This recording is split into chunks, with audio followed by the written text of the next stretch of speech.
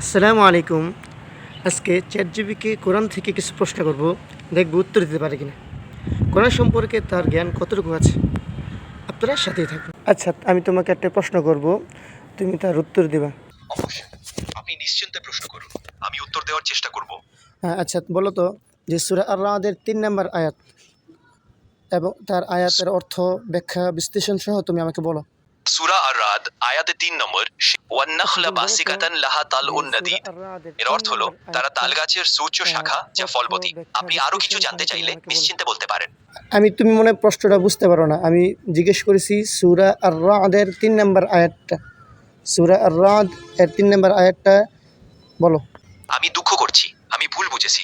সূরা আর-রাদের ৩ নম্বর আয়াতটা, আল্লাহুল্লাযী রাফা'আস সামাওয়াতি বিগাইরি আমাদিন তারাউনাহা সুম্মা ইসতাওয়া আলাল আরশি ফাসাখখারাশ শামসা ওয়াল কামারা কুল্লুন ইয়াজরি লিআজালিন মুসাম্মা ইউদাব্বিরুল আমরা ইউফাসসিলুল আয়াতি লাআল্লাকুম তুকিনুন। অর্থ হলো, আল্লাহ সেই সত্তা যিনি আকাশমণ্ডলীকে কোনো দৃশ্যমান স্তম্ভ ছাড়াই সৃষ্টি করেছেন। তিনি আরশে প্রতিষ্ঠিত হয়েছেন এবং তিনি সূর্য ও চাঁদকে নিয়ন্ত্রণ করেছেন, যা নির্দিষ্ট সময়ে চলমান। তিনি সমস্ত বিষয়ের পরিচালনা করেন এবং তার নিদর্শনসমূহ বিস্তারিতভাবে ব্যাখ্যা করেন, যাতে তোমরা তোমাদের প্রভুর সঙ্গে সাক্ষাতে দৃঢ় বিশ্বাস স্থাপন করো।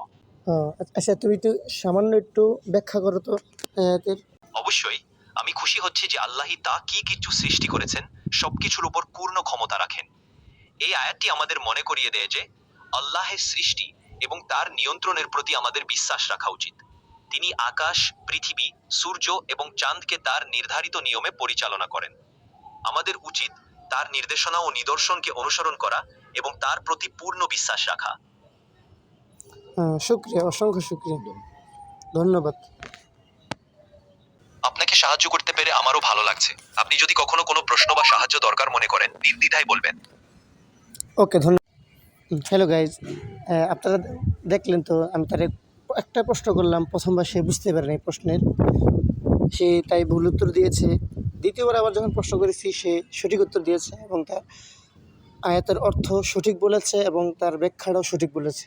অতএব আমরা যদি চ্যাটজিপিকে জ্ঞানের ক্ষেত্রে ব্যবহার করি, তাহলে তার থেকে অনেক কিছু আমরা শিখতে পারি, জানতে পারি। আর জ্ঞানের ক্ষেত্রে বিষয়টা হলো যে তার থেকে জানার পর আপনার নিজের পরীক্ষা করাটা আবশ্যক, শুধু তার উপর ভরসা করা উচিত না।